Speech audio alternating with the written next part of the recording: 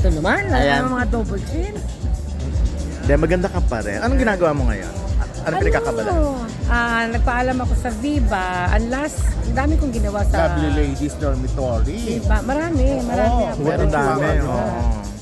Some, Mary Chu, ang ganda ng role mo doon. sawa ng Diyos, yung mga ginawa ko magaganda. Kahit sabihin mo na hindi ganong supporting ka, pero yung role na ginagawa ko, ngayon ko lang ginagampanan. Oo. Kumbaga.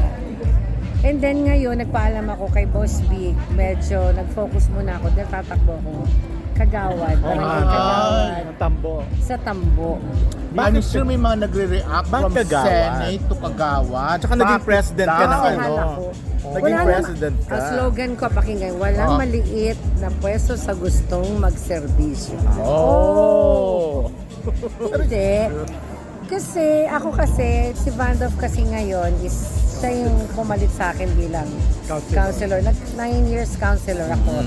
Si Vandov din, magna 9 years na rin. Last term siya ngayon. Okay. And hindi naman pwede kami magsabay bilang ano. So, ang barangay captain ngayon, yung daughter-in-law ko, si Chen Quezon, asawa ni Vandov. Okay. So meron akong foundation, nakakagawa man ako, tumutulong pa rin ako kahit wala sa pwesto, nakakatulong. What more kung nasa position ka, mas malaking may tutulong, diba? Okay. Diba? Kasi may volunteer ako nung time, kasi nandyan ako advisor ni Vando, advisor ni Jen. Tapos balik showbiz ako. Ngayon nagpaalam muna ako sa showbiz. Kailangan may priority muna. Hanggang kailan yan yung mga pahinga ka sa showbiz?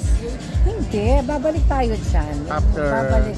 Kasi ang election naman may deadline yan hanggang October 30. Okay. 10 days lang. 10 days yan. Alam na alam mo. Eh, sure win ka naman. Sure win. Taga Parañaque. Sure win ka Walang- naman, di ba? Walang sure win dyan. Talaga? Dapat pinagtatrabaho. Hindi sa lahat naman ng laban, di ba? Pinagtatrabahuan talaga yan.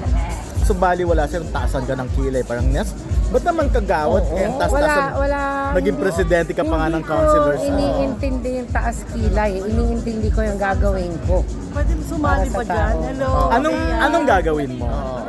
Siyempre, para konsehal din yan eh. Gagawa ka na resolution, kung ano man, at diretsong tulong sa tao. Katulad sa akin, mga kaibigan ko, Senator Bong Revilla. Ang sipag-sipag tumulong yan. May project yan na pwede mong ibaba sa Tambo. Bakit hindi mo kaya Ilang senators ang pwede mong lapitan for Tambo, diba? What makes you lovely? Ano nagpapaganda sa'yo these days? O sino? Wala, siguro inspired lang ako kasi gusto ko yung ginagawa ko ngayon. Lagi naman yon. Tsaka kilala naman niyo ako, lagi ako nakangiti. Lagi lang, tsaka wala akong bisyo. Inspired ka rin din. In love ka ba, Nes? Hindi. Tagal na, Nes, In love diba? in love ako sa mga mga kasamahan. Kabarangay. Kabarangay. Diyan ako in love. Pero in case ba, halimbawa, gusto kang interview ni Karen, papa-interview ka ba Tapos para na sa yung ano? issue yun. Oo. Bakit hindi? Kung pagtatagpuin namin, wala namang problema. Oo. Diba? Magandang sagot. Yun lang yun. Itong Okada, Tambut. Tambo. Ang yaman pala ng Soler. COD. COD, Entertainment City. Ay, Pinakamayaman naman. Hindi naman. Ayun po. Hindi, at least, di ba, pagsisilbi pa rin yung nasa isip mo. Oo, siguro. Kasi parang komportable ka na rin naman sa buhay mo. siguro naman, namulatan ko na, time pa ni Joey Marquez. Vice Mayor pa si Joey Marquez, isang term. Tapos ilang mayor siya. Kami pa rin magkasama. Full term siya, no? Tatlong mayor. Opo. Vice Mayor siya, isang term, tapos nag-mayor, nagkonsehal ako. I mean, siguro yun ang mundo ko din. Siguro. may contact ka ba kay Gray Fernandez, yung mga pumukan Nasa ano? New York, nag-aaral siya. Nag-aaral siya doon. Stella Adler ba na yun? siya. Pero uwi na yun. Mami nga, si Melissa. May contact pa rin kami. Tahanan din si Melissa eh. Lagi naman kami may contact nila Melissa. Kasi sayang nun, ilo-launch na sana siya ng, kinuha na ng GMA eh. Mas Ilang gusto niyang siya mag-New York. Na priority niya yung pag-aaral. Na tama naman. Tama yun. Si Mike ba walang planong? Political. Hindi mo siya Ano siya, tahimik. Gusto niya yung ganung mundo lang. May sarili siyang mundo. Napapanood mo ba yung mga Viva Max niya? Ayoko. Si Boss Vic ang pinagkakatiwalaan ko na dyan. Sabi ko naman kay Boss Vic, Boss Vic, pinagkatiwala sa'yo. Kahit nung araw pa ni Rudy, ang anak namin, bahala ka. Parang mas daring pa siya kesa sa'yo eh. Tinalbugan ka pa niya, naloka ako. Siguro nagmamature na rin siya. And, Pero kumusta siya? Okay siya. Okay siya ngayon. Wala akong problema sa kanya. Wala. Puro trabaho din, ano? Puro tsaka hindi, may sarili siya. Alam niya mag-invest, alam niya lahat. Marunong yung anak ko. Tahimik lang yun. Mabait. Mabait. Namimiss mo ba magsayaw? Sumasayaw Kasi alam mo naman ba laging pinapalabas ngayon yung mga Sa mga TikTok, video mo nung mga araw? binubuhay. Siguro may manamimiss ako yun. Oo. Kasi Kaya mo bang gawin pa?